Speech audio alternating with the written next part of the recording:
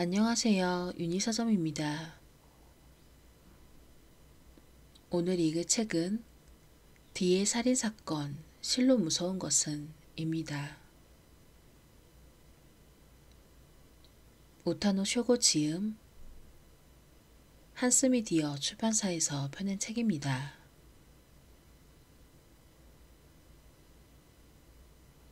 구독과 좋아요는 영상 제작에 큰 힘이 됩니다.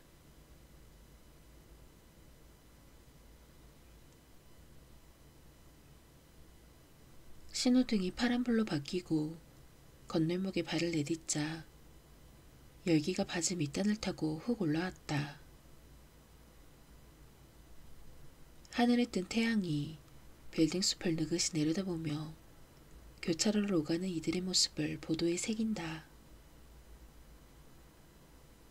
그림자 길이가 제법 짧아진 걸 보니 여름이 시작되려 하고 있다. 내 이마에도 땀방울이 맺혀 있었다. 옷옷을 벗었지만 셔츠가 등과 옆구리에 찰싹 달라붙어 불쾌감이 느껴진다. 언덕길은 완만한 포물선을 그렸다. 멋들어진 정장을 입은 남자가 핸드폰으로 통화를 하면서 어깨를 으쓱거리며 내 앞을 지나갔다. 맞은편에서는 커플이 손을 맞잡고 내려온다. 좁은 언덕길에 사람들이 끊임없이 오르내리고 있다.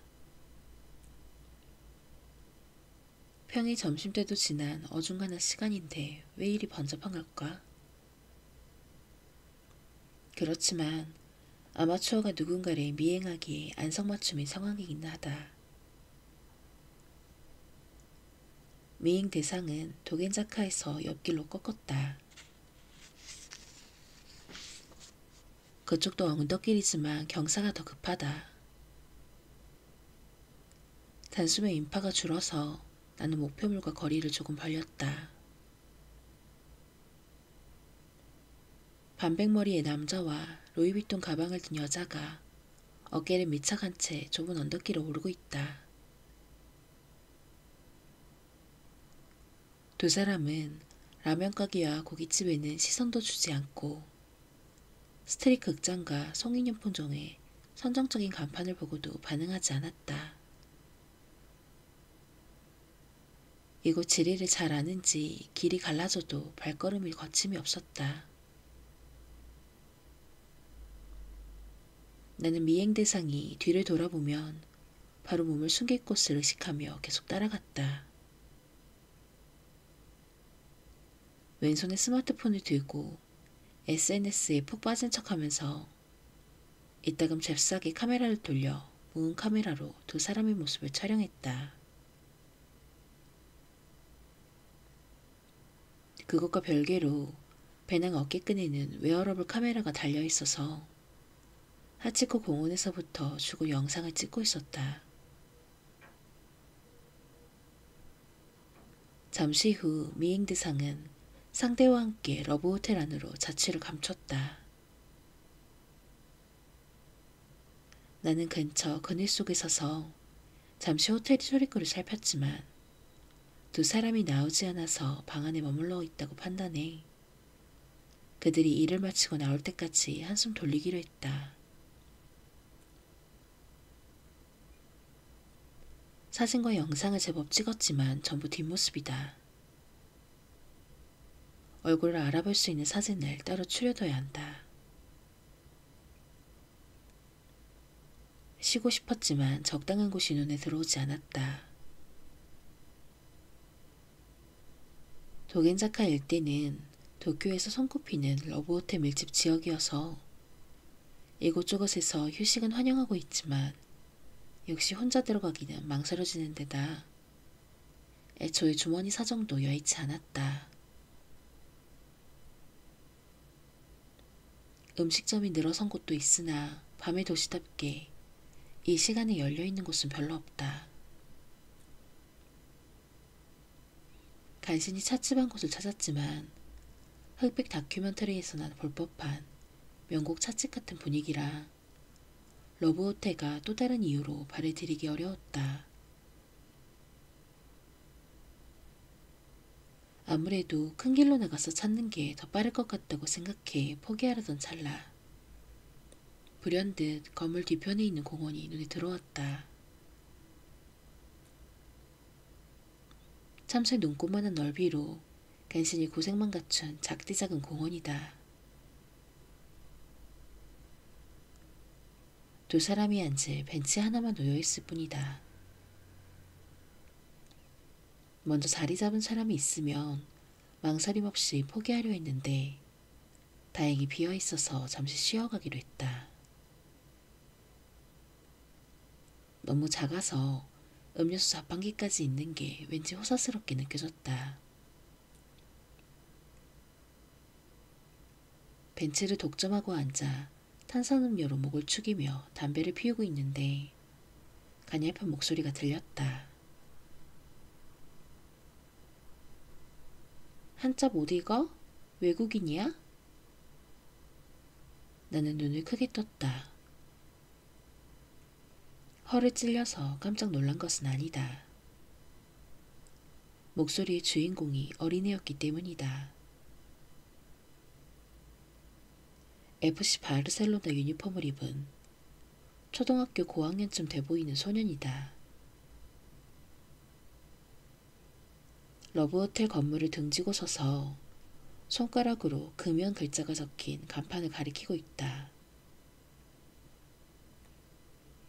나는 아 하고 고개를 끄덕이고 피우던 담배를 땅에 버린 후 신발 뒤축으로 밟아 껐다. 그거 가져가. 소년이 또다시 주의를 주는 바람에 나는 부랴부랴 꽁초를 주었다. 요즘 같은 세상에 담배를 피우다니? 소년은 짐짓 소리내어 웃음을 터뜨렸다. 근데 담배로 세금을 많이 내주는 건 감사할 일이지. 덕분에 서비스가 이 정도에 그친 거기도 하고. 일찍 죽지 않을 만큼만 열심히 피워줘. 소년은 내게 손을 흔들고 작은 축구공으로 리프팅을 시작했다. 하는 말은 꽤 어른스러웠지만 운동에는 별로 소질이 없는지 뻣뻣한 몸짓으로 공을 여러 번 땅에 떨어뜨렸다. 뭘 훔쳐보고 있어? 여기는 애들이 올 곳이 아니라고 생각하는 거지? 소년은 공을 놓친 것을 화풀이하듯 나를 향해 이를 드러냈다. 치열 교정용 장치가 붙어있다. 근데 아쉽게도 여긴 원래 애들이 와서 놀라고 만든 공원이야. 소년은 판단 모양의 놀이기구 위에 올라탔다. 큼지막한 스프링으로 지탱된 놀이기구가 소년의 몸무게 때문에 로데오 머신처럼 이리저리 흔들렸다. 도겐자카는 미성년자 출입금지 간판을 붙여도 무방할 만큼 성인들이 동네지만 조금 전 쉴 곳을 찾으며 어슬렁거리는 동안 민가도 의외로 많다는 것을 깨달았다. 이 공원 옆도 러브호텔이지만 정면에는 대형 부동산 회사의 아파트가 있고 그 옆에는 정원이 딸린 단독주택까지 있었다. 공놀이는 금지야. 나는 안갚음이라도 하듯 등 뒤에 있는 주의 표시판을 가리켰다. 그건 갓난아기들처럼 어린이들이 하면 위험하니까 하지 말라는 거지. 아저씨는 2km 직선 도로에 차 한 대 보이지 않아도 건널목 신호등이 파란불로 바뀔 때까지 기다리는 성격이지? 여기는 좁고 울타리가 낮아서 옆 건물 유리창을 깨트릴 수도 있어. 이런 공이 맞아서 깨진다고? 20세기 초에 만든 유리라도 돼? 공이 2층이나 3층 베란다로 튀어오르면 어떡할래? 리프팅 정도로 그렇게 높이 올라갈 리 없잖아. 이 아저씨 어린이를 상대로 되게 째째하게 구네. 되바라진 꼬맹이다. 긴 앞머리를 쓸어 올리는 몸짓도 왠지 얄밉다. 리프팅만 해? 그럼 혼자서 4대4 미니게임 같은 걸 어떻게 하겠어? 그나저나 언제까지 이곳에 붙어있을 생각이야? 친구를 기다리는 게 아니구나. 친구 하나 없는 왕따로 보는 건 아니지? 괜한 참견 안 해도 돼. 소녀는 불만스러운지 뺨을 빵빵하게 부풀렸다. 패스 상대라도 해주랴? 나는 음료수 캔을 내려놓고 일어섰다. 아저씨가? 소녀는 둥근 눈을 크게 뜨고 또다시 웃음을 터뜨렸다. 고등학교 때까지 축구를 했거든. 나는 소년에게 다가가 발끝을 이용해 바닥에 녹인 공을 내 쪽으로 가져왔다. 뒤꿈치로 공을 튀기고 허리로 한번 받아서 어깨에서 다시 공을 잡았다. 옆에서 오우 하고 감탄하는 소리가 들렸다. 공에는 매직으로 히다카 세이야 라고 적혀 있었다. 요즘 아저씨 같은 사람들을 건강한 돼지라고 하더라. 세이야의 비아냥거림은 여전했다.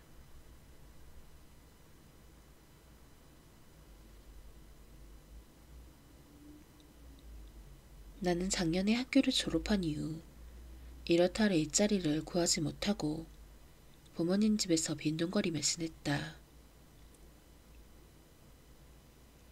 축구는 초등학생 때부터 10년간 해왔지만 프로라는 말을 입에 담을 수 없을 수준이었고 차대에 가는 것보다 오히려 도쿄대에 합격할 가능성이 더 커 보였다.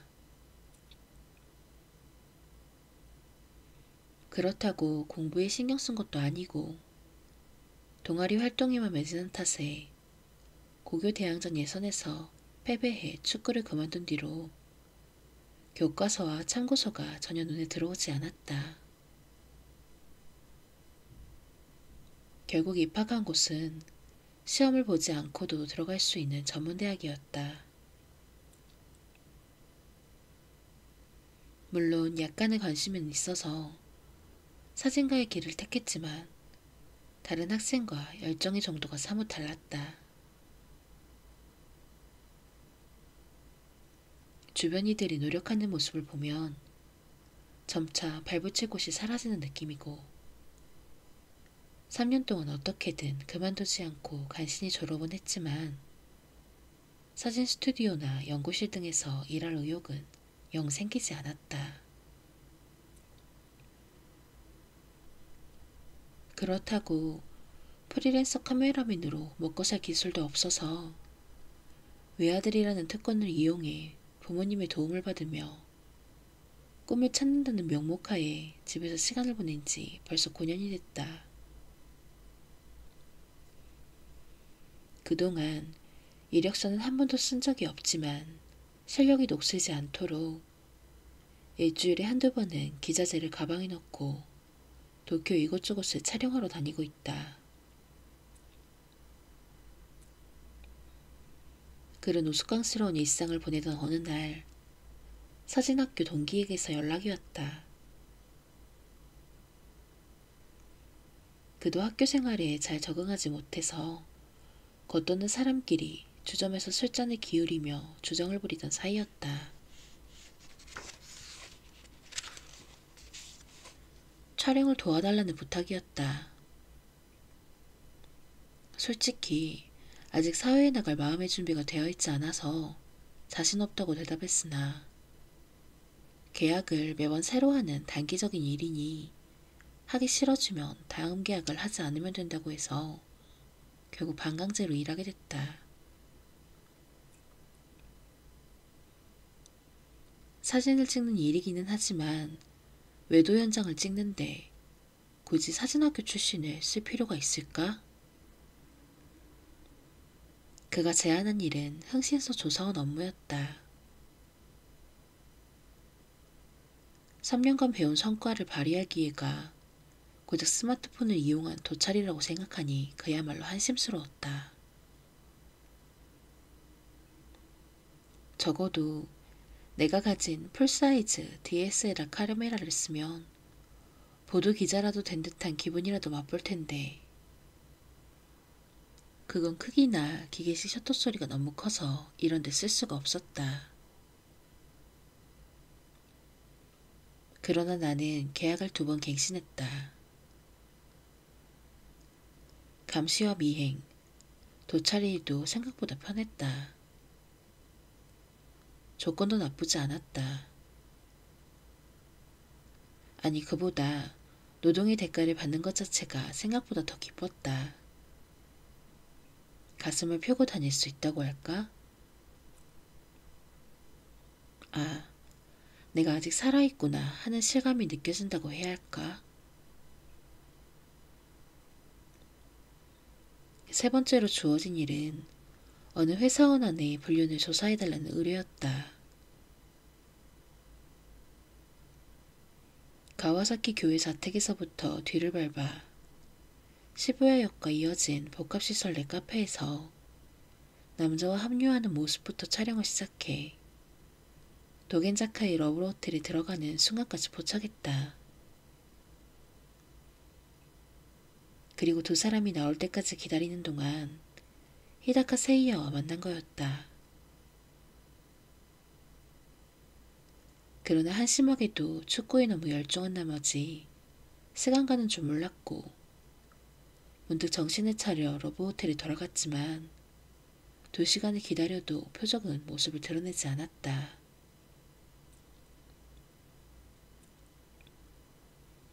해도 이미 뉘엿뉘엿해져서 표적의 집에 전화를 걸자 그 아내가 받아서 2사람이 이리 오래전에 호텔을 체크아웃한 것을 알았다.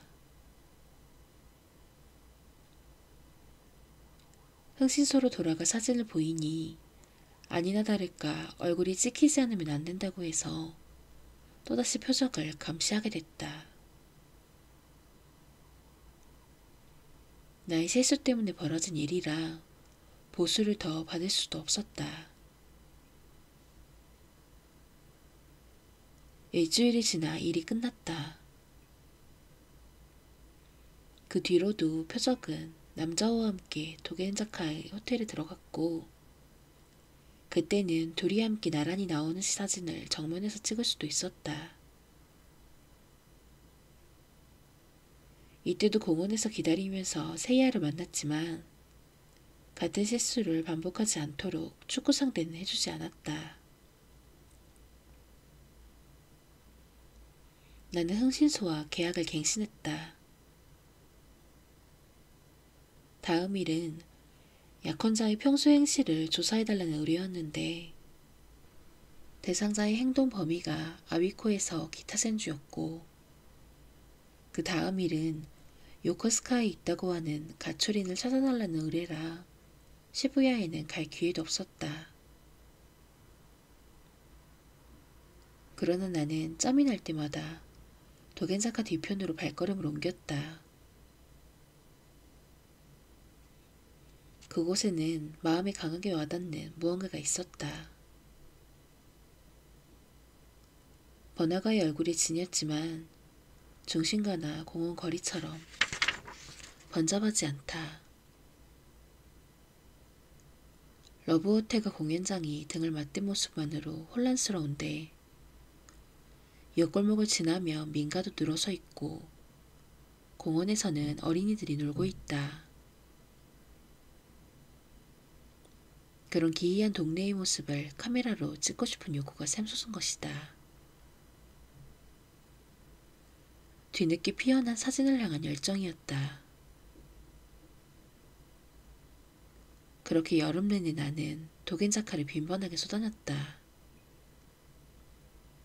그리고 사건과 맞닥뜨렸다.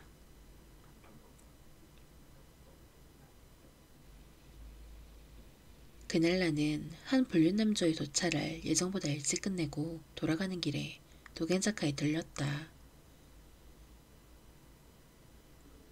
땅거미와 가로등 불빛이 뒤섞인 뒷동네를 걸으며 도시가 한낮에서 밤의 얼굴로 변해가는 소중한 순간을 찍다가 우연히 어느 다이닝바로 발길이 향했다.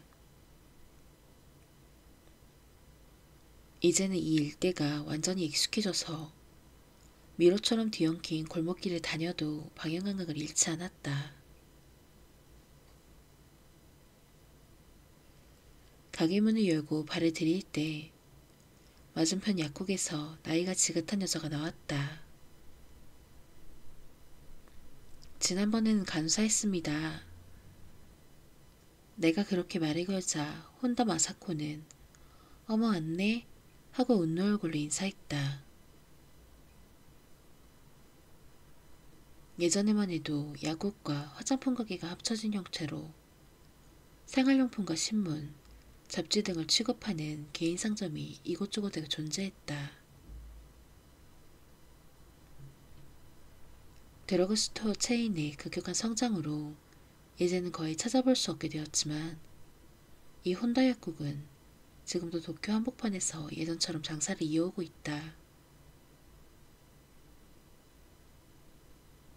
약국이 입주한 3층 빌딩은 전후 부흥기에 준공한 옛 건물이라 실로 훌륭한 피사체여서 얼마 전 왔을 때 건물 사진을 여러 장 찍었다.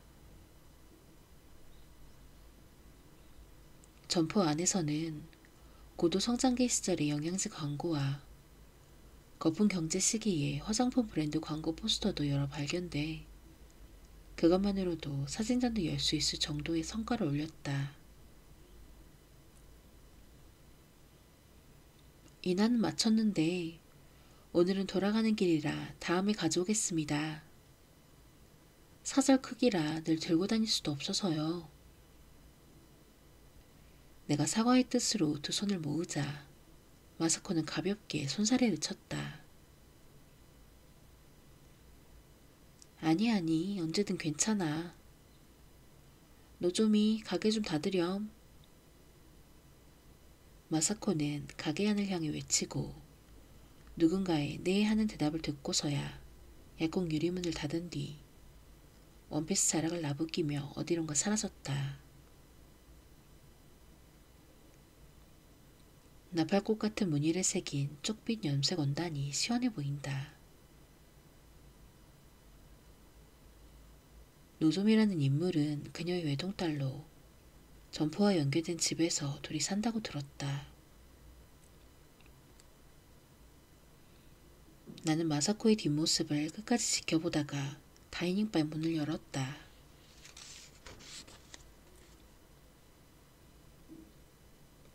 이 일대 음식점에는 대부분 한 번씩 들려봤다. 이곳이 단골 가게가 된 이유는 맛과 가격이 아닌 인테리어 때문이다.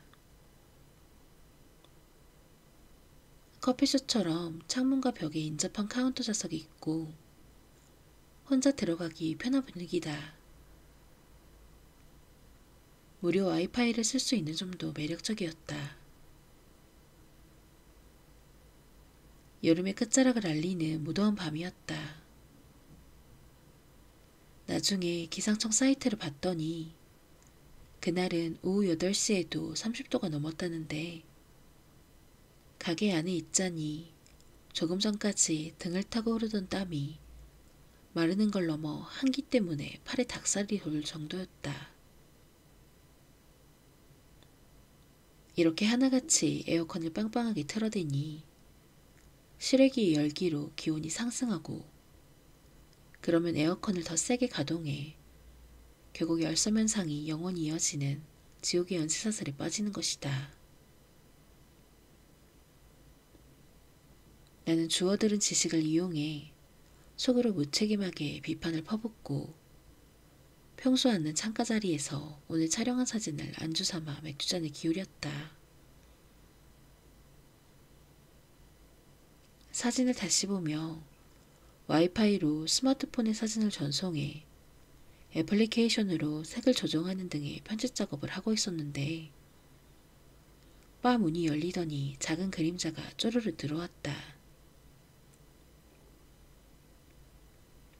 소녀는 안쪽에 있는 점원에게 손을 흔들고 내 옆에 있는 장식용 나무 조각에 기어오르듯 걸쳐 앉아 망설임 없이 스마트폰을 빼앗았다. 구도가 평범해. 오늘도 역시 세이야는 건방지다. 사진을 쭉쭉 옆으로 미루며 확인하면서 가차없는 비판을 쏟아냈다. 야구라니 오늘은 웬일이야? 나는 세이야의 티셔츠에 인쇄된 자비트를 가리키며 말했다. 세이야는 평소에 항상 축구 유니폼을 입고 다녔다. 신문 아저씨가 두고 갔어. 관심 없지만 입을 옷이 없어서. 이렇게 더우면 하루에 옷을 여러 번 갈아입으니 세탁하기 바빠. 세이야는 전업주부 같은 말을 입에 담고 앞에 나온 요리 접시에 손을 뻗었다. 따뜻한 채소를 곁들인 로스트 치킨과 포콩이 든 차가운 감자 스프가 이의 저녁밥이다. 세이야는 매일 밤 1,000엔짜리 지폐를 들고 근처 음식점을 돌아다닌다. 집안 사정이 어떤지는 듣지 못했다. 아직 열려있네. 순식간에 밥을 다 먹은 세이야가 종이 냅킨으로 입을 닦으며 중얼거렸다. 창문 너머 맞은편에 혼다 약국에 시선이 가있다. 유리문을 통해 불이 켜진 점퍼 내부 모습이 보였다. 8시가 폐점일 텐데. 세이야는 내 스마트폰 화면에 표시된 시간을 내려다보며 고개를 갸웃했다. 9시에 가까운 시간이다. 나도 여주인이 딸에게 점퍼를 닫으라고 지시한 것을 떠올리고 속으로 이상하다 싶었지만 그때만 해도 그런 참사가 일어났을 줄은 꿈에도 몰랐다. 요즘 같은 때 저런 가게가 유지가 되나? 나는 느긋한 말을 입에 담았다. 유지가 되니 지금도 있는 거겠지. 세이야가 당연하다는 식으로 대답했다. 약도 짓는 것 같은데 누가 오는 걸까? 이 일대의 병원은 한 곳도 없는데 동네 주민도 적은 것 같고 일부러 저런 약국을 찾아오는 사람들이 있지 않을까? 집 근처 병원에서 성병 때문에 약을 짓기는 좀 그렇잖아. 러브호텔에서 묵을 때 저곳에 약국이 있는 걸 보고 나중에 의사에게 진료받다가 아 그러고 보니 거기 약국이 있었지 하고 약을 처방받으러 오려나? 피임구나 정력제 같은 것도 러브호텔 손님들 때문에 수요가 있을걸? 속바지나 팬티 스타킹 같은 것도 파는 것 같던데. 도무지 성인과 초등학생이 나누는 대화 같지 않은 말들을 거리낌 없이 주고받고 있을 때 손님 2명이 약국에 들어가는 모습이 보였다. 그야말로 러브호텔에 묵을 법한 커플 분위기여서 우리는 얼굴을 마주보며 희죽 웃었지만 이내 세이야가 얼굴에서 미소를 지웠다. 아줌마 없어? 약국 입구가 양쪽으로 열리는 유리문이라 우리가 있는 곳에서도 점퍼 안이 대충 보였다. 어디 가시는 것 같더라. 근데 딸이 있었어. 없는데? 정면 한쪽 진열대위가 계산대지만 아무도 보이지 않았다. 우리는 침묵에 잠겼다. 두 눈을 약국에 고정한 채 말없이 마른 침을 삼키며 약국을 지켜보고 있었다. 커플이 계산대 앞으로 갔다. 여자 쪽이 손에 뭔가를 들고 있었다. 두 사람은 계산대 앞에 잠시 우두커니 서 있었다. 목소리는 들리지 않았지만 점원을 부르는 것처럼 보이기도 했다. 누나도 없는 것 같아. 세이야가 중얼거렸다. 화장실에 갔나? 저러다 도둑맞겠다.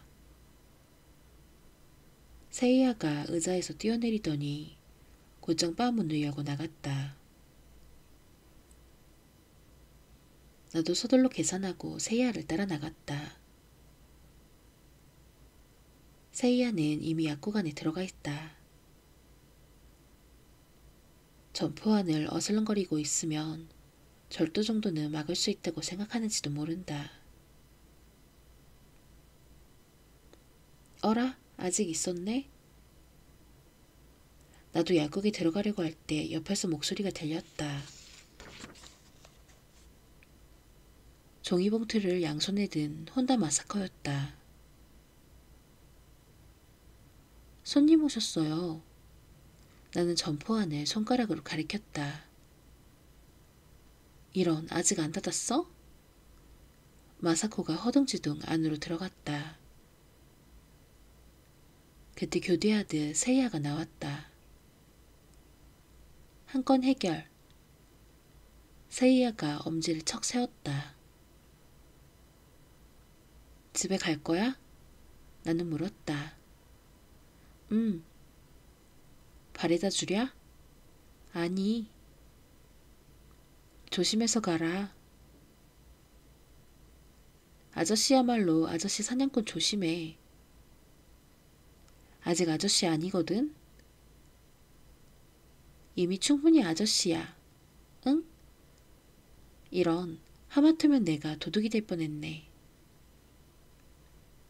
세이야는 바지 주머니에서 쳐낸 지폐를 꺼내 다이닝바로 들어갔다. 나는 세이야가 계산을 마치고 나올 때까지 기다렸다. 그때 약국에서 커플이 나왔다. 러브호텔이 늘어선 쪽으로 사라지는 뒷모습을 질투 섞인 눈빛으로 지켜보고 있자니 다이닝바에서 세이야가 나왔다. 우리는 다시 작별 인사를 나누고 좌우로 갈라졌다. 채 10발자국도 되지 않았는데 곧 발걸음이 멈췄다. 등 뒤에서 이상한 소리가 들렸기 때문이다. 몸을 돌려 다시 걷자 세이야도 돌아와 있었다. 비명 같지 않든? 내가 묻자 세이야는 대답 대신 약국 유리문을 열었다. 인체 감지 센서가 반응해 안에서 벨소리가 울렸다. 아줌마?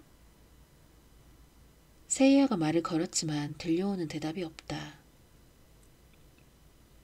가게 안에 사람의 모습은 없었다.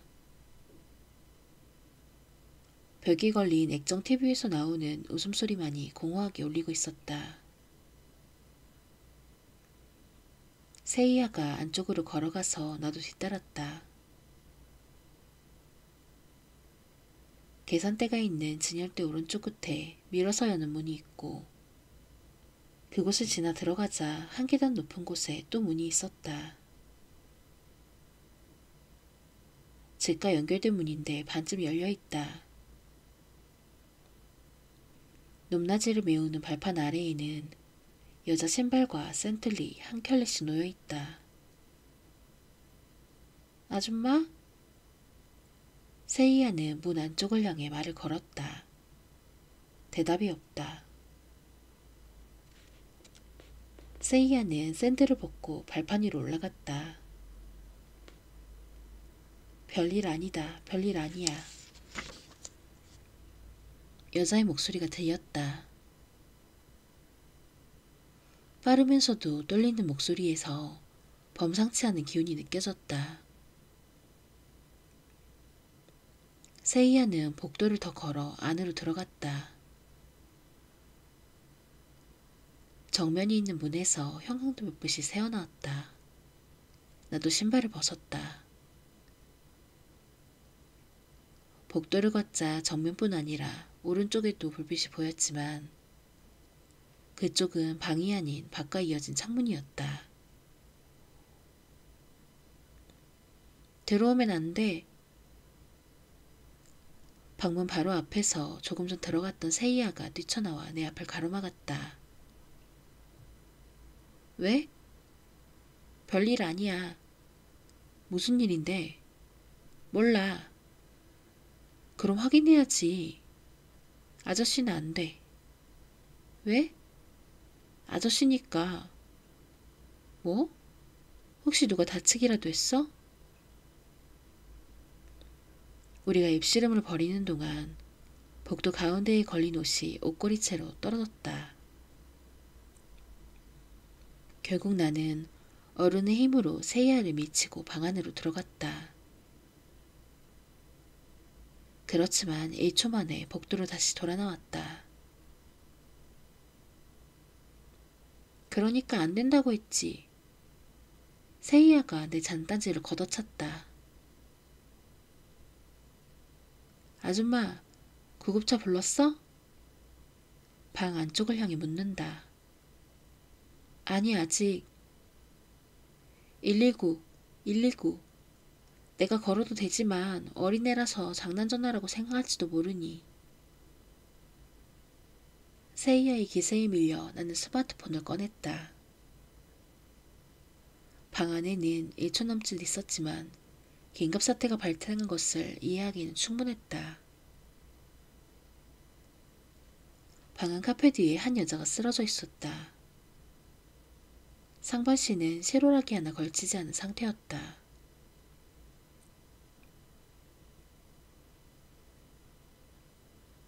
혼다 노조미는 곧장 구급차를 실려갔다. 구급차에는 어머니 마사코도 함께 탔다.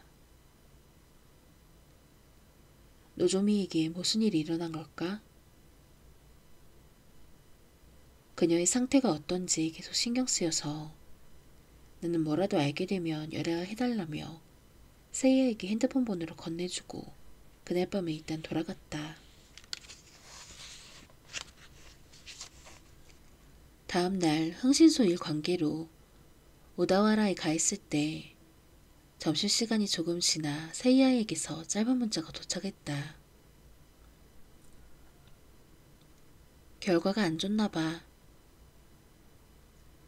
나는 화들짝 놀라 문자 대신 전화를 걸었다. 구급차가 왔을 때는 이미 심폐정지 상태였대. 응급실에서 열심히 살리려 했지만 결국 못 살렸나 봐.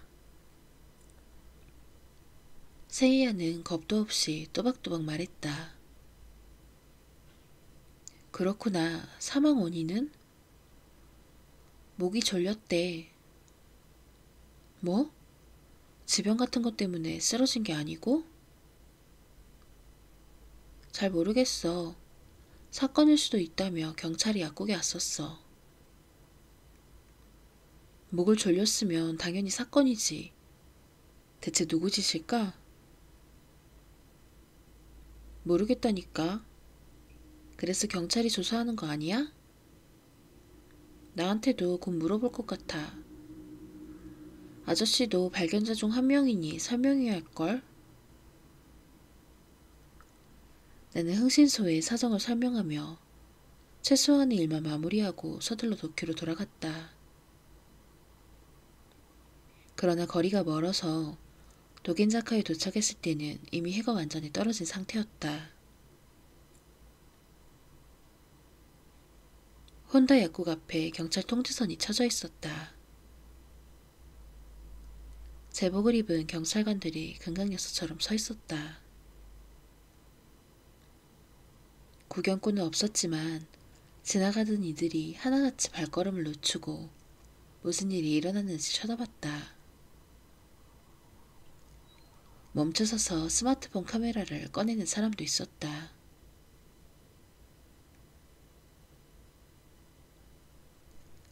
빌딩은 상거리 모퉁이 부근에 있는데 이 모양 길 쪽에 약국 입구와 의 모양 길에 있는 주거지 현관이 경찰 통제선으로 봉쇄돼 있다. 바깥 계단 앞에 경찰관이 서서 2, 3층 세대로 향하는 사람들의 출입도 전부 검문하고 있었다. 발견자 중 한 명이라고 직접 가서 말해야 하나 고민하면서 모퉁이 이곳저곳을 오락가락하고 있자 어둠 속에서 작은 그림자가 나타나 내 팔에 붙잡더니 점포 쪽에서 경찰에게 말을 걸었다. 같이 발견한 아저씨야. 그렇게 나는 경찰 통제선 안으로 들어가 점포 한쪽 구석에서 참고인 조사를 받았다. 담당자는 시부야 경찰서의 형사였다.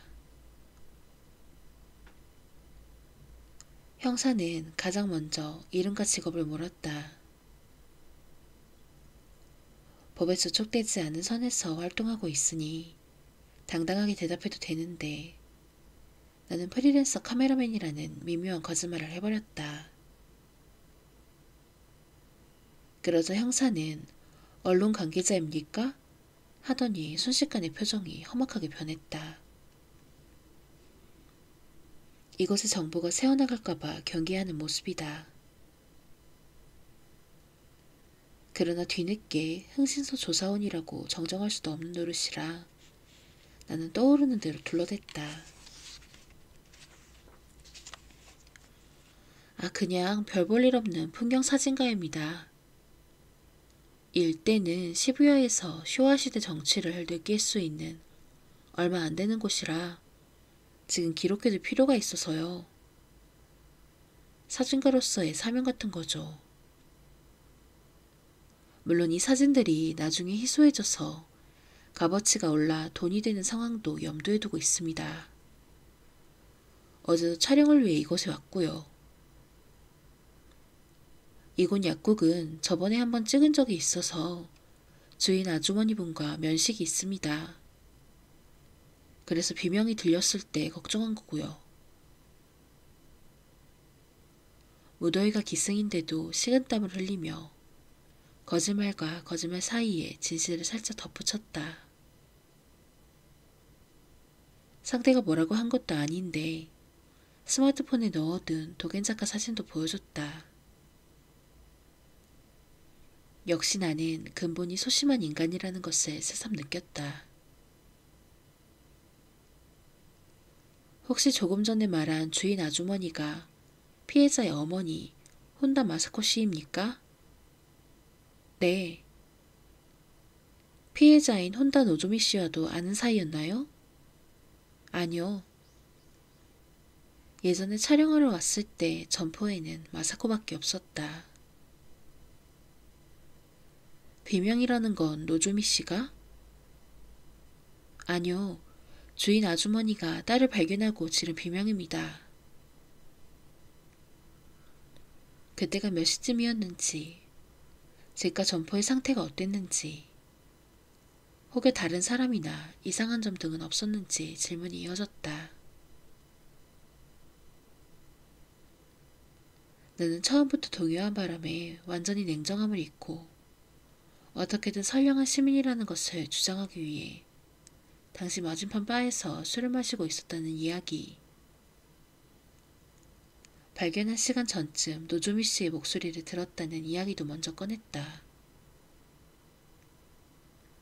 그러자 관심이 생겼는지 그는 내게 약국에 오간 사람들에 관해 물었다.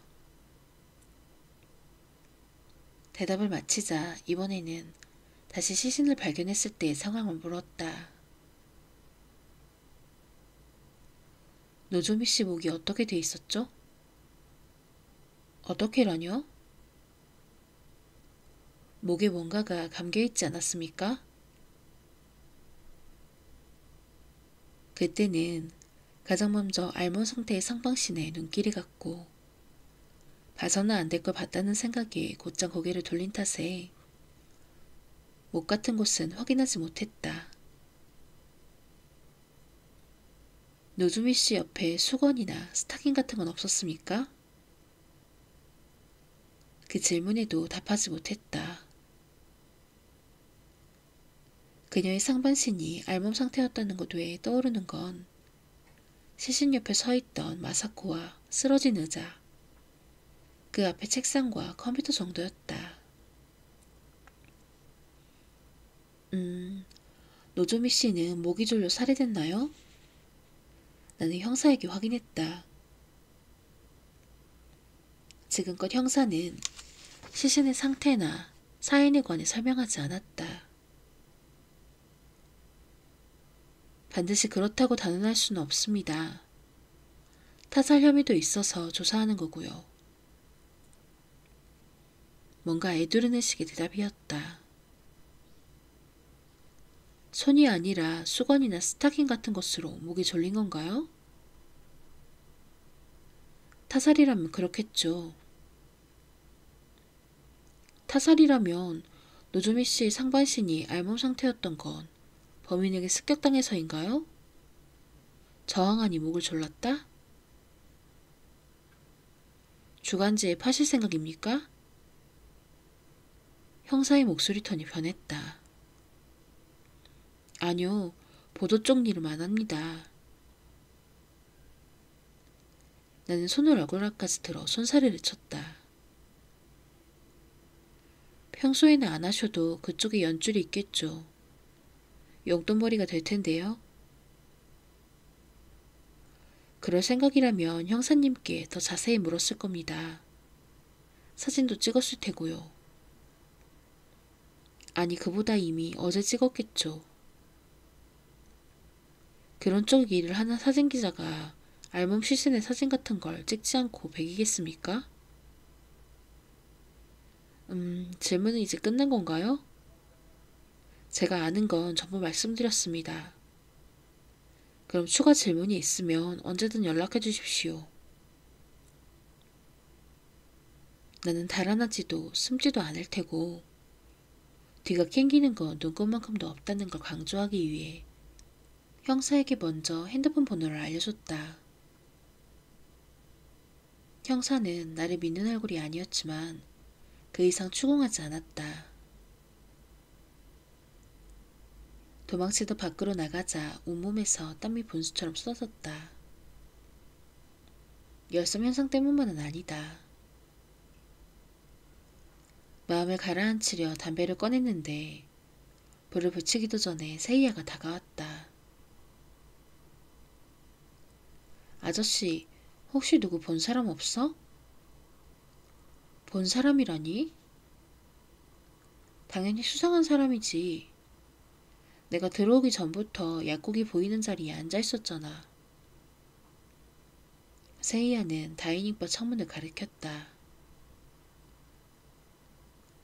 경찰 통제선이 약국 입구 쪽에만 쳐져 있고 길은 봉쇄되지 않아서 바는 평소대로 영업 중이었다. 자세히 못 봐서. 형사도 기억나는 게 있으면 알려달라고 여러 번 물었지만 그때 나는 약국을 감시하려 창가에 앉은 것은 아니었다. 그 전에 찍어온 사진을 보고 편집하느라 바빴다.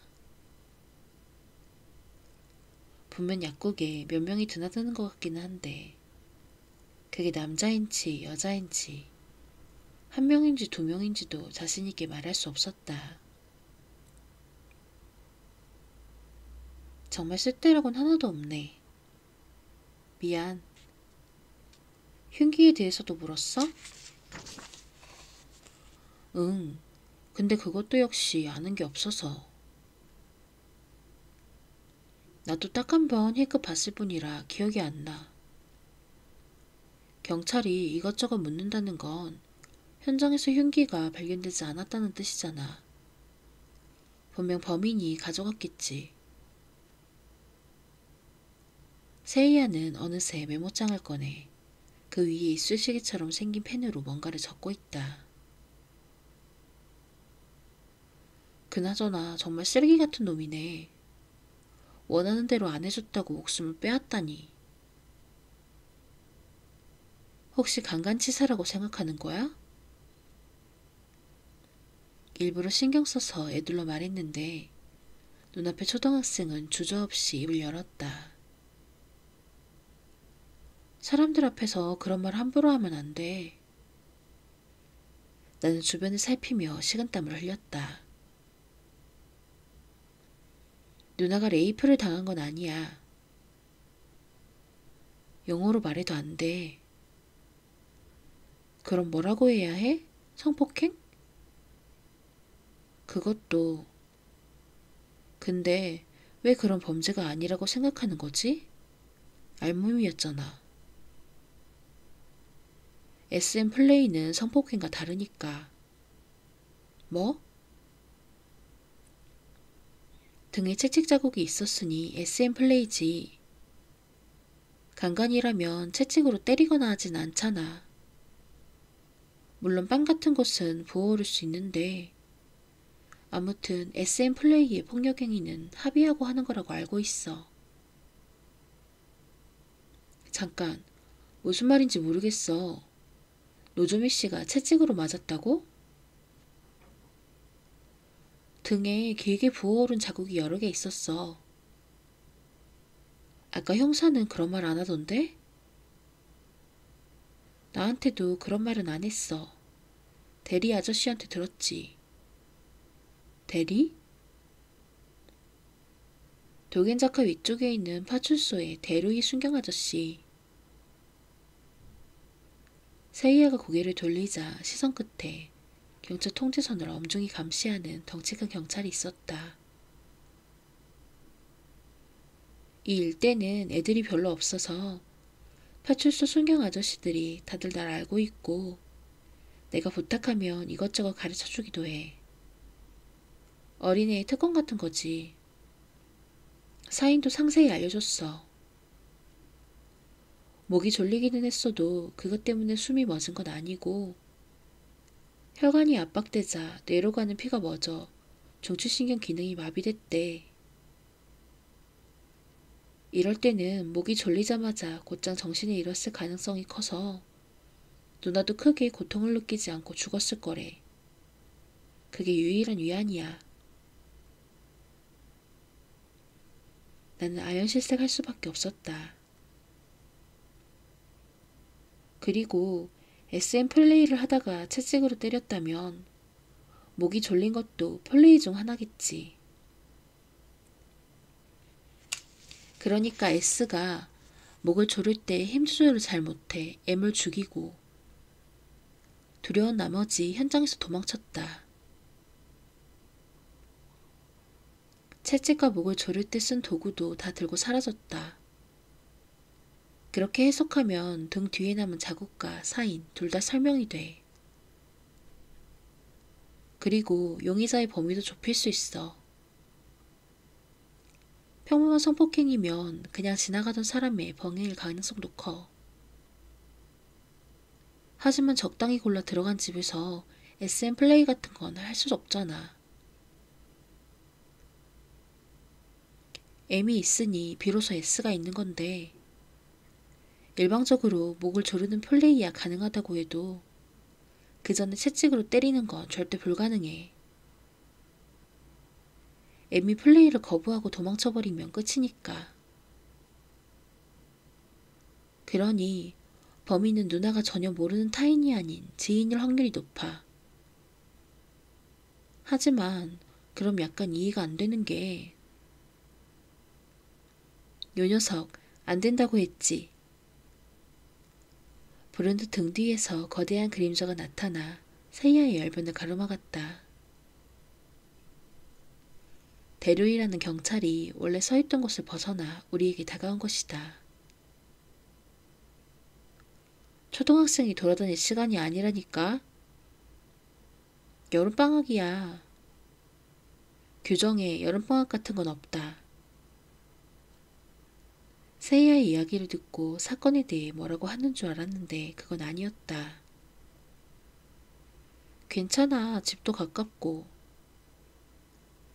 가깝고 멀고의 문제가 아니야. 초등학생은 얼른 집에 돌아가.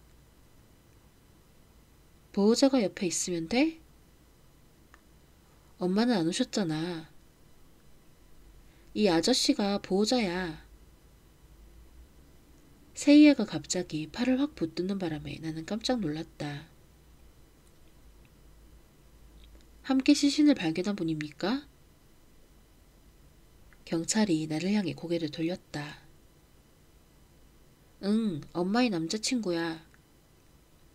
나는 기침이 터져나오려는 것을 간신히 참았다.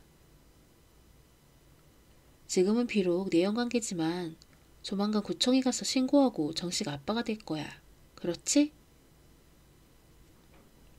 팔을 붙든 세이야가 애원하는 눈빛으로 나를 쳐다봤다.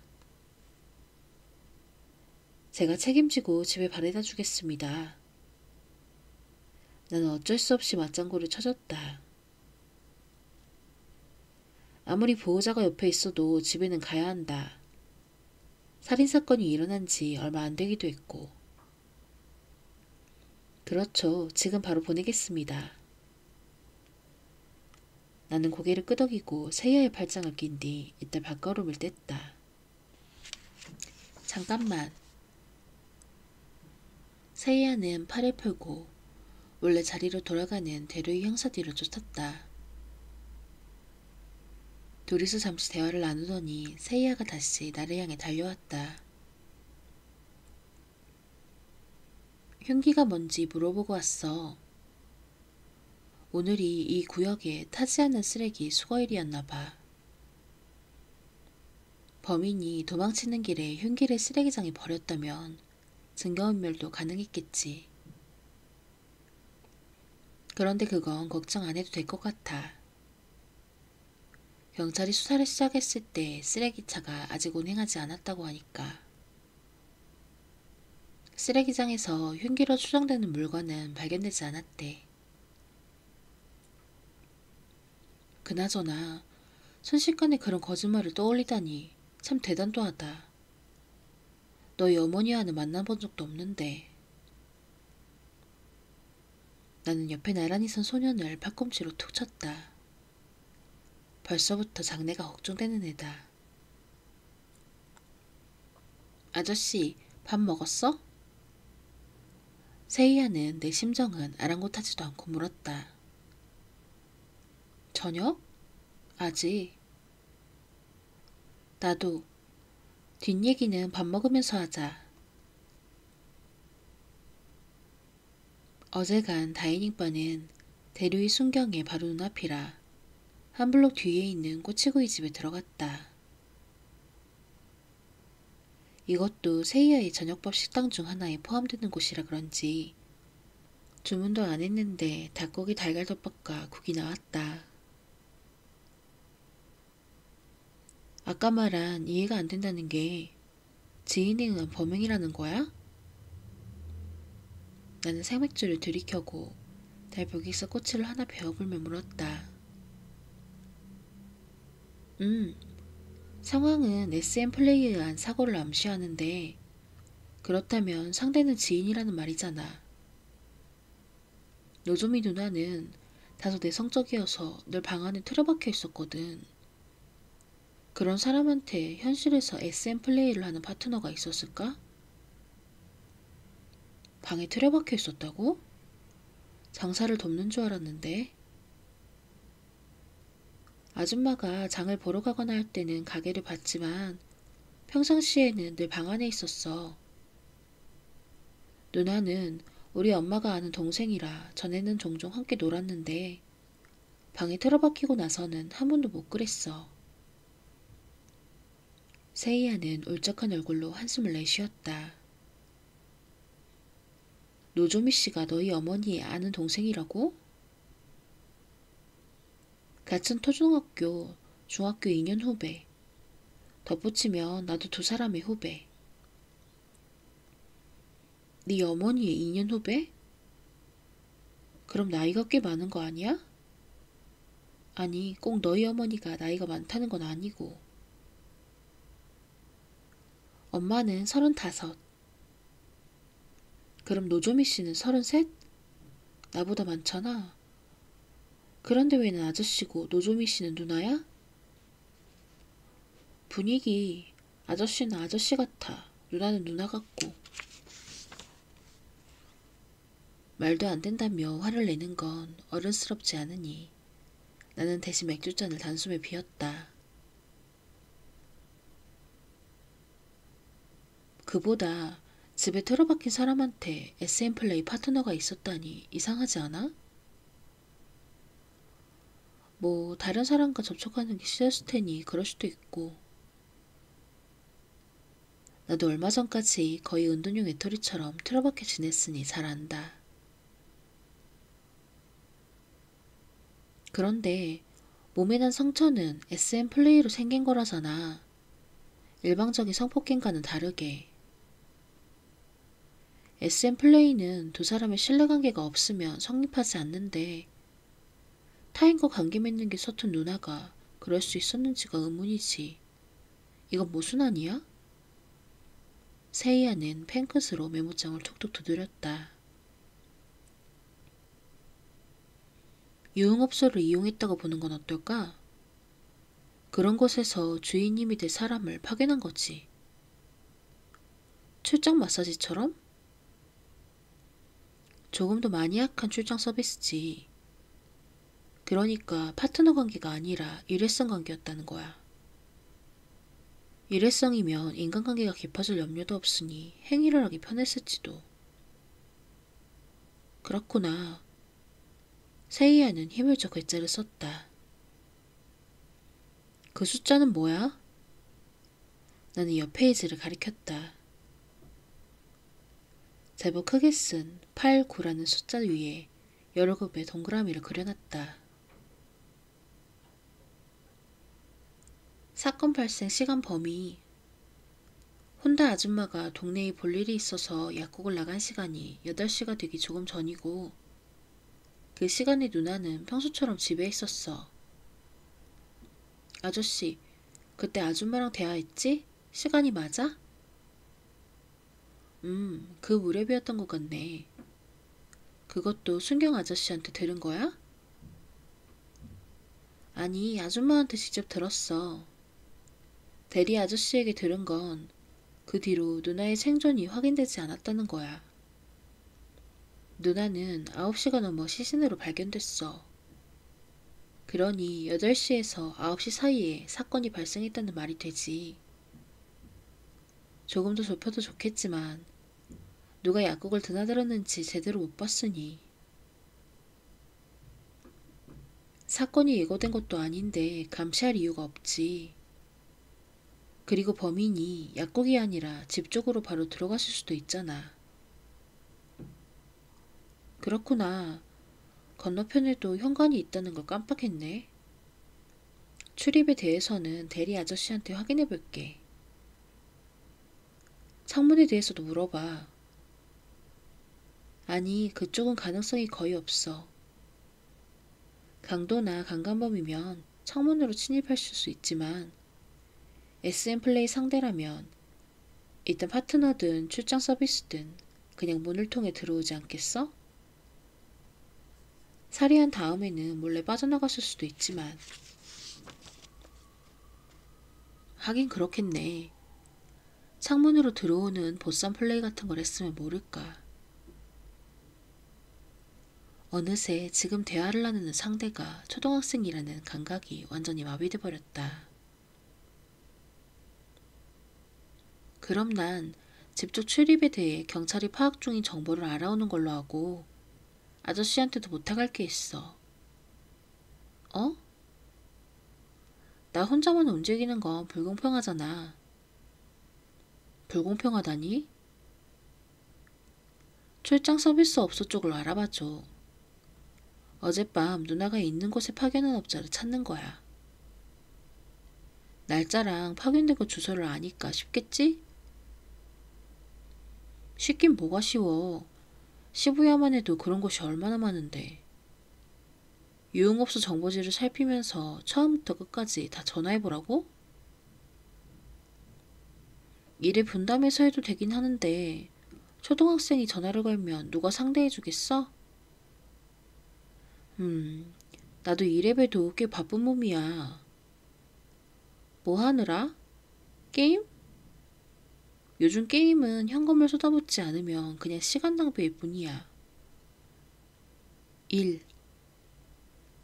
아, 그럼 SM 출상업소 조사는 경찰이 이미 하고 있을지도 모르니 그냥 결과만 알려달라고 할까?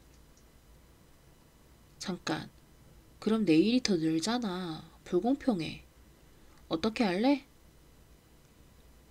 내가 다 할 테니 아저씨는 밥을 사줘. 세이야는 텅 빈 밥그릇을 가리켰다. 계산하라고? 그래, 뭐 괜찮긴 하다만. 나이스, 아저씨 최고. 세이야는 바지 주머니에서 천엔 지폐 한 장을 꺼내 의기양양하게 흔들었다. 게임에 쓰려고? 아니, 반대. 반대? 저금. 그럼 잘 먹었어. 세이야는 천엔 지폐를 주머니에 찔러넣고 의자에서 펄쩍 내려와 그대로 가게를 나갔다.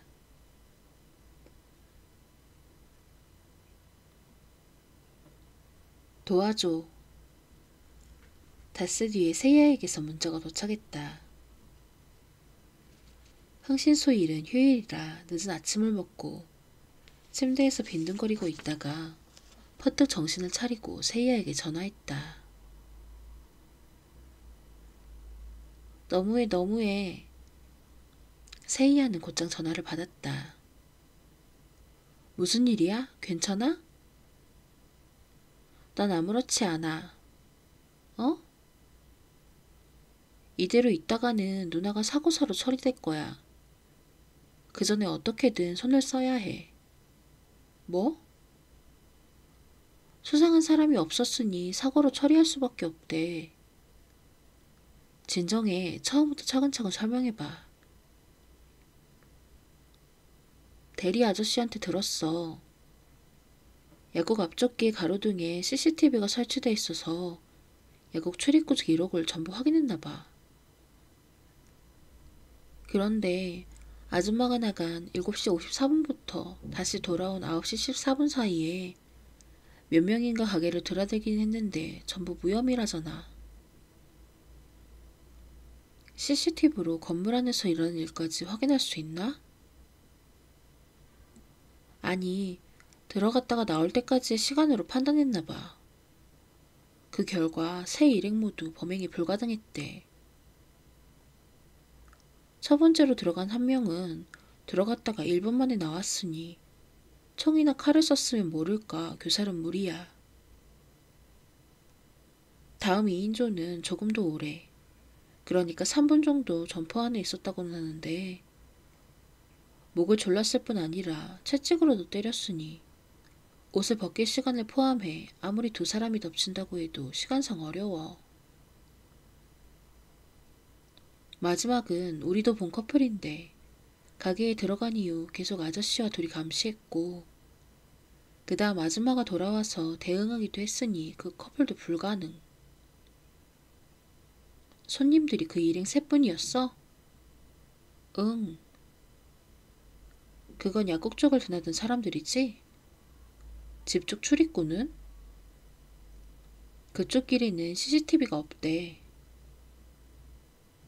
그럼 경찰은 어떻게 출입을 확인한 거지?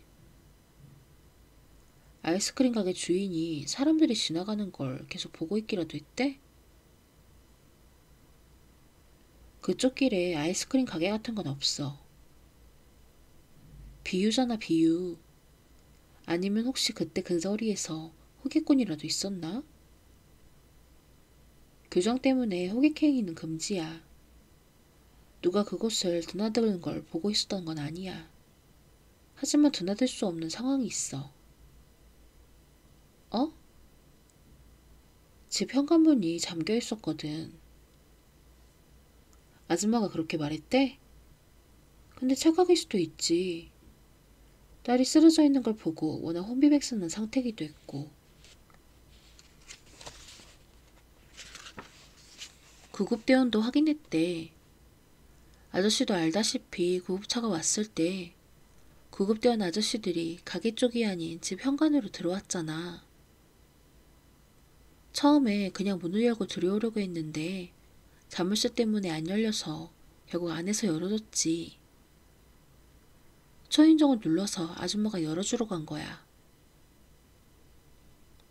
그랬나? 창문은? 창문도 잠겨 있었어. 그쪽은 구급대원 아저씨가 확인한 건 아니지만 거리 쪽 창문은 방범창이 있어서 따로 잠겨있지 않아도 침입 불가. 다른 쪽 창문은 방범창이 없지만 창문 바로 옆에 건문이 바싹 달라붙어 있어서 사람이 걸을 수 없을 정도로 좁아. 결국 그 방은 당시 밀실 상태였다는 뜻인가? 아무도 드나들 수 없었으니 제3자는 관련되지 않았다. 다시 말해 그때 일은 사고. 혼자서 SM 플레이를 하다가 죽었다? 그건 좀 너무 과한 해석 아니야? 사람이 자기 등을 직접 채찍으로 때릴 수 있나? 인디아나 존스의 채찍이나 경마기수의 채찍 같은 게 아니라 가늘고 긴 모양의 가죽이 먼지더리처럼 다발로 모인 채찍이라면 때릴 수 있겠지. 아 그래. 다발 채찍이라면 어깨너머로 자기 등을 때릴 수 있겠군. 하지만 현장에 그런 채찍은 없었잖아. 목이 졸린 것도 그래. 스스로 목을 맨 게 아니라 양손으로 끈을 쥐고 자기 목을 졸라 자살할 수 있다고는 하지만 만약 노조미 씨가 그랬다면 시신목에 흉기가 감겨 있었어야지. 범인이 흉기를 들고 사라진 거고 이건 절대 사고 따위가 아니야. 나한테 화내지 마. 사고사 취급하는 거 경찰이니까. 현장에 흉기가 없다는 걸 서류상으로 어떻게 설명할 작정이지? 그냥 있던 셈 치려는 건가? 나도 몰라. 분명 뭔가 못 보고 지나친 게 있어. 그럼 아저씨가 찾아봐. 이대로 사고로 끝나면 누나가 불쌍해. 아저씨가 도와줘. 2시간 후 나는 독인자카에 있었다. 혼다 약국은 영업 중이었다. 경찰 통제선이 깨끗이 정리됐고 경찰도 보이지 않아. 뉴스에만 나오지 않았다면 며칠 전 사망사건이 발생한 곳이라고는 아무도 생각 못할 것이다. 그러나 주의 깊게 보니 역시나 사건의 그림자가 짙게 배어 있었다. 진열장에 몸을 기댄 혼다 마사코의 표정은 그야말로 공허했다. 유리 너머로 내가 보일 텐데 그녀는 아무 반응도 보이지 않았다. 약국에서 5m쯤 떨어진 곳 가로등에 CCTV가 설치돼 있었다. 렌즈는 약국 쪽을 향하고 있다. 이런 종류의 카메라는 해상도가 높지 않지만 거리가 가까워 약국을 드나드는 이들이 또렷이 찍힐 것이다. 렌즈는 아마 관광 렌즈일 테니 눈에 보이지 않는 사각지대도 생기지 않는다. 약국 쪽으로 드나드는 사람은 절대 못 보고 지나칠 수 없다고 납득할 수밖에 없었다. 나는 다음으로 집중 상황을 확인하러 삼거리 모퉁이를 꺾었다. 혼다 마사코의 집 현관문은 오래전 아파트 단지에서나 볼 법한 금속문으로 중간에 신문 수거용에 직사각형 모양 구멍이 나 있었다. 지름 2cm인 1인 동전을 옆에 대고 길이를 재보니 가로 15cm, 세로 2.5cm였다. 끈 같은 건 여유롭게 통과할 테니 밖에서 끈을 이용해 실내 자물쇠 손잡이를 조작해 잠글 수 있어 보인다. 그러나 그렇게 공을 들이는 건 계획살인의 경우일 것이다. 사전에 여러 번 시험해 볼 필요도 있다. 이번 사건은 시신 상태로 보건대 계획살인으로 보기는 어려웠다. 현관 옆 창문은 방범창이 달려서 그곳으로 드나드는 것은 불가능했다. 다른 창과 옆 건물이 바싹 달라붙어 있다는 것도 세이야가 말한 그대로였다. 창과 건물 사이 공간은 폭이 약 20cm라 마사코가 창문이 잠겨 있었다고 착각했다 해도 범인이 그 사이를 지나 창문에 도달할 수는 없다. 현관 바로 앞에는 좁은 거리를 사이에 두고 다트바가 있었다. 벽에는 화려하게 페인트 칠을 했고 창문이 하나도 없어서 점원과 손님의 목격 증언은 기대할 수 없어 보였다. 아무 성과가 없는 것으로 모자라 제3자의 범행이 곤란하다는 사실까지 확인한 뒤 나는 다음으로 뭘 해야 할지 모른 채 하염없이 한숨만 내쉬고 있었다. 속보! 느닷없이 뒤에서 누군가가 외치며 내 옆구리를 퍽 쳤다. 이인조가 시부의 경찰서에 자수했대. 세이야는 양손을 개의 집게발처럼 만들어 움직였다. 범인이? 나는 눈을 흘등그레 떴다. 범인 같기도 하고 아닌 것 같기도 하고. 뭐? CCTV에 찍혀있던 2인조. 우리가 본 커플 말고 그 전에 약국에 들어간 2인조 말이야. 뉴스로 사건 소식을 듣고 사건이 일어났을 때 자신들이 약국에 있었다는 걸 깨닫고 수사에 도움을 주고자 당시 점포 내부 상황에 대해 알리러 왔대. 그게 뭐가 범인이야. 전혀 아니구만. 그런 건 자수라고 안 해. 좀 더 들어봐. 세이야는 평소 들고 다니는 메모장을 펼쳤다. 두 사람은 그때 진통제를 사러 그곳에 갔는데 점원이 없고 불러도 아무도 대답이 없어서 결국 포기하고 나왔대. 그 말이 사실이라면 두 사람이 가게에 들어간 건 사건 발생 이후라는 말이 되고 범행 시각을 오후 8시 34분 이전으로 좁힐 수 있어. 이 시간은 두 사람이 점포에 들어갔을 때 찍힌 영상 속 시간이야. 두 사람은 정보를 하나 더 알려줬는데 그때 가게 한쪽 문이 이미 반쯤 열려 있었대. 가게와 집 사이를 잇는 그분. 그래서 주인이 그 문 너머에 있을 거라 생각해서 안쪽을 향해 소리쳐봤는데 그때 어둠 속에 사람이 있었던 것 같았대. 어떤 사람? 키가 엄청나게 컸대. 얼굴은 못 봤고. 두 사람 다 목격한 건가? 응, 두 사람 다 봤대. 비록 얼굴은 못 봤다고 해도 되게 중요한 정보 아니야? 나는 흥분해서 세이야의 양어깨에 손을 올렸지만 세이야는 무뚝뚝하게 반응했다. 사실이라면 그렇지. 거짓말이라는 거야?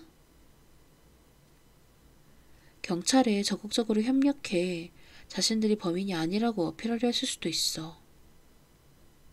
잊지도 않은 사람에 대해 증언해서 수사를 엉뚱한 방향으로 항하게 할 수도 있고. 경찰의 의심을 사기도 전에 그렇게 하는 건 오히려 자기 무덤을 파는 짓 아닌가? 제게에 제가 넘어갔다? 그 두 사람이 했다는 말도 영 이상해. 복도 안쪽에 있던 인물이 입은 옷에 대해 한 명은 검은색이라고 증언했고 다른 한 명은 주황색이라고 했대. 검정과 남색, 주황색과 빨간색 정도면 색이 얼추 비슷하니 그럴 수 있다 쳐도 검정과 주황색? 이건 완전 딴판이잖아. 직접 보지도 않은 걸 가짜로 둘러대니 생긴 모순 아니겠어? 흔한 모순이기는 하지. 나도 어떤 책에서 읽은 기억이 나네. 어느 날 40명이 지켜보는 앞에서 발포 사건이 일어났대. 이후 총을 쏜 사람에 대해 모두에게 질문을 던졌는데 어떤 사람은 중저머를 썼다고 하고 어떤 사람은 실크 모자를 썼다고 하는 등 말이 저마다 달랐고 갑작스럽게 일어난 일을 정확히 기억한 사람은 고작 4명밖에 없었다던군. 옷에 대해서도 어떤 사람은 빨간색을 입고 있다 하고 어떤 사람은 갈색이라 하고 아니 줄무늬였다. 짙은 갈색이었다는 등 각자 다 다른 색을 말한 거야. 총을 쏜 인물이 검은색 상의에 흰색 바지라는 알아보기 쉬운 복장이었는데도 정확하게 기억하지 못한 거지. 그런 거로 인간의 관찰력과 기억력이라는 건 실로 믿업지 못해.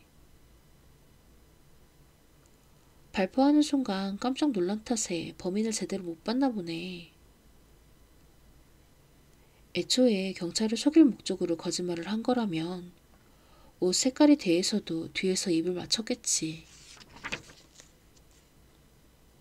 깜빡한 거 아닐까? 아니, 입을 맞췄는데 정작 경찰 앞에서 까먹었다.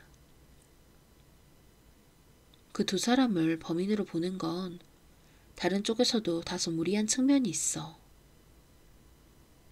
그게 뭐냐면 두 사람이 달려들어도 범행을 단 3분 만에 마치기는 어렵다는 거야. 그들이 약국에 들어갔다가 나올 때까지 걸린 시간이 3분이라는 걸 잊으면 안 돼. 집안에서 이동한 시간을 빼면 범행 자체에 쓸 수 있는 시간은 더 짧아지고 머릿속으로 순서를 여러 번 반복해서 떠올리고 저항하는 사람에게서 옷을 벗기는 훈련도 해두고 채찍으로 때리고 목을 조르는 걸 분담해서 동시에 진행하면 3분 안에 마칠 수 있었을지도. 그런 공장의 라인 작업 같은 것을 해서 범인한테 대체 무슨 이득이 있는데? 정해둔 작업을 마치느라 모든 힘을 소지한 나머지 성적인 무언가를 느낄 새도 없었을 거야. 아니면 다른 누군가와 시간 경쟁이라도 했다는 건가? 이상하다는 건 나도 알아. 그런데 이 두 사람이 아니면 또 다른 누군가의 짓이라는 말이 되잖아. 그 전에 들어간 사람들이 약국 안에 있던 시간은 더 짧아. 그 뒤로 들어간 커플은 우리가 계속 감시했고 세이야는 초조하게 앞머리를 움켜쥐고 입술을 내밀었다. 그때 옆에서 목소리가 들렸다. 야, 히다카, 이 부근에서 살인사건이 일어났다고?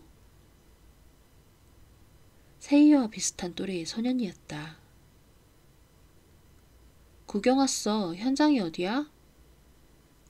함께 온 애가 주변을 두리번거렸다. 이미 늦었어. 대체 몇 년 전 얘기를 하는 거야? 세이야가 얼굴이 찌푸렸다. 어디? 여기? 시끄러워. 여긴 애들이 올 곳이 아니야. 집에 가, 집에 가. 넌 매일 오잖아. 난 여기 사니까. 근데 이시아라, 그건 뭐야? 세이야는 먼저 말을 건 소년의 가슴 언저리를 가르쳤다. 투박한 모양의 고글이 목에 걸려있다. 데스페라도 레드 등장. 이시아라는 고글을 끼고 꼭 전대물 애니메이션에 등장하는 히어로 같은 포즈를 취했다. 그 옆에서 다른 소년이 내 쪽을 힐끔힐끔 쳐다봤다. 데스페라도라니 유치하게. 초딩이야? 응, 초딩이지. 쇼토공원에서 스가노마랑 만나기로 했는데 너도 갈래? 데스페라도 레인저 놀이 따위는 안 해. 연못에서 물고기를 잡을 거야. 연못은 출입 금지야. 그러니까 재밌지. 그렇기는 해. 세이야는 고개를 끄덕이고 나를 돌아봤다. 뒷일은 잘 부탁해. 새 소녀는 모퉁이를 돌아 자취를 감추었다. 뭐야, 친구가 있었군. 나는 왠지 안심했다. 꼭 부모라도 된 듯한 기분이다. 돌이켜보면 그때가 우리 둘 사이의 절정기였다. 세이야와 나 사이에는 언어를 뛰어넘는 의사소통이 분명히 있었다. 그러나 나는 눈치채고 말았다. 언덕길을 오르는 것처럼 조금씩 깨달음을 얻은 것은 아니다. 절벽에서 떨어지는 것처럼 순식간에 세계가 180도 뒤바뀌었다. 그리고 한번 깨달아버린 이상 더는 예전의 세계로 돌아갈 수 없었다.